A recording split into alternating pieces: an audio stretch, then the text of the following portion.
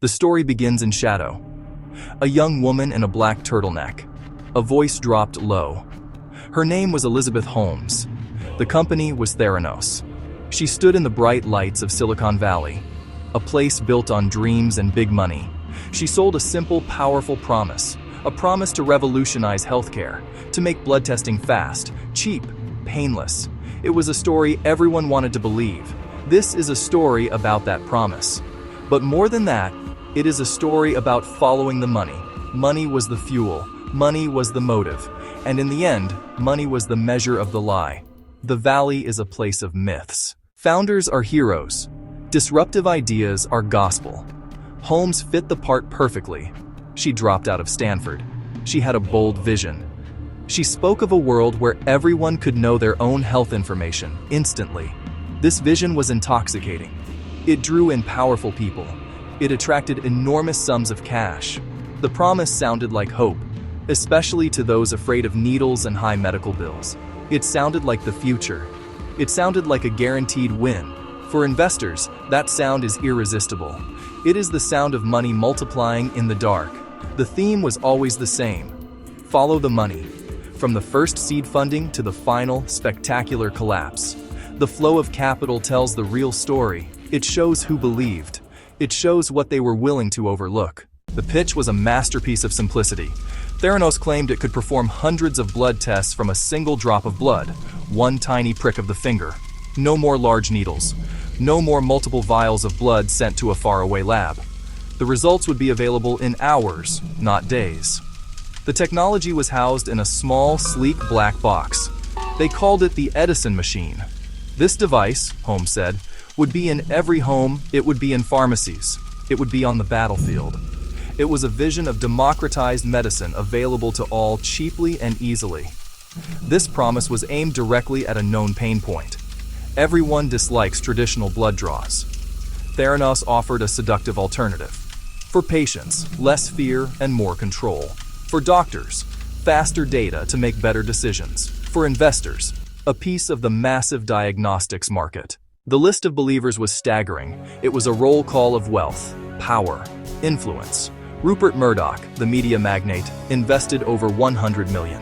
The Walton family, founders of Walmart, invested around $150 million. Betsy DeVos and her family put in $100 million.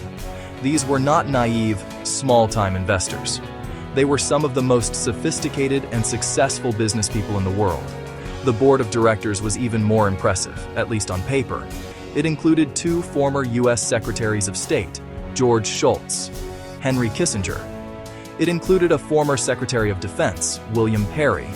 It included a former U.S. Senator, Sam Nunn. These were men known for their gravitas and global experience.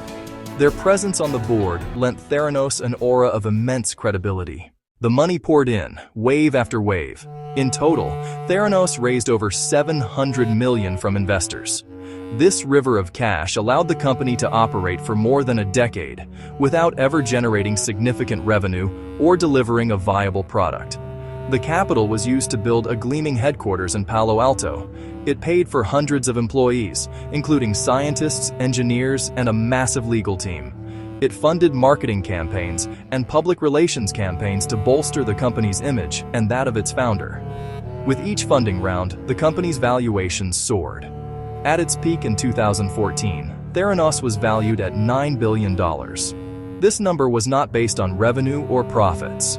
It was based entirely on the promise of future earnings from a technology that was still largely conceptual. Inside the polished headquarters, the reality was grim. The Edison machines, the centerpiece of the Theranos promise, were deeply flawed. They frequently failed quality control checks. They produced wildly erratic results. One former employee described how the machines would jam, overheat, or deliver error messages.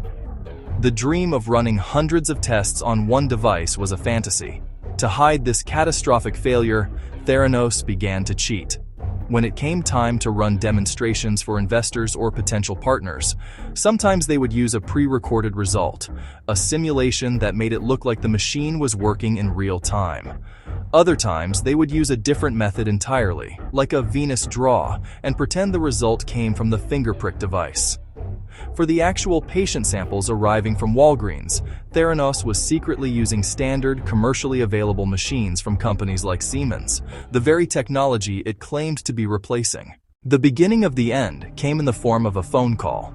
As a reporter for the Wall Street Journal, I received a tip in early 2015. The source was a medical expert, deeply skeptical of Theranos' claims. He couldn't understand how a single drop of blood could yield so many accurate results. His skepticism was the spark. I began digging. I made calls. I looked for former employees willing to talk. It was a slow process.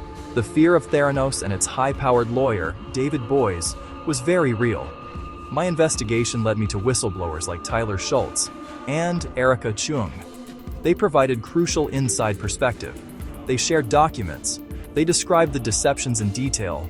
They showed the use of conventional Siemens machines for most tests.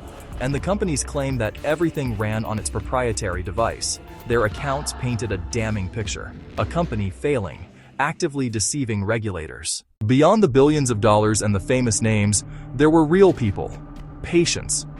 They went to Walgreens wellness centers in Arizona and California, believing the hype. They believed they were getting a glimpse of the future of healthcare. They offered their fingers for a prick, trusting that the results they received were accurate. They trusted the Walgreens brand. They trusted the Theranos promise. For some, that trust was dangerously misplaced. The consequences were not financial, they were medical, they were personal. Inaccurate test results are not a trivial matter. A falsely high result for a cancer marker could lead to immense anxiety and unnecessary, invasive follow-up procedures. A falsely low result for a blood thinner level could lead to a life-threatening blood clot or stroke. One man received a result suggesting he might have prostate cancer, leading to weeks of worry before a real test from a traditional lab showed he was fine. Another patient's results for potassium were so wildly inaccurate that, had they been real, he would have been on the verge of a heart attack. Secrecy was not a byproduct of the Theranos culture, it was the main product. The company was built like a fortress, designed to keep outsiders from looking in and insiders from speaking out. The legal and operational structures were all geared toward one goal: controlling the narrative. It was a defensive wall built to hide a void. There was no revolutionary technology to protect. There was only the lie. After the Wall Street Journal articles, the house of cards began to collapse. Federal regulators descended on the company.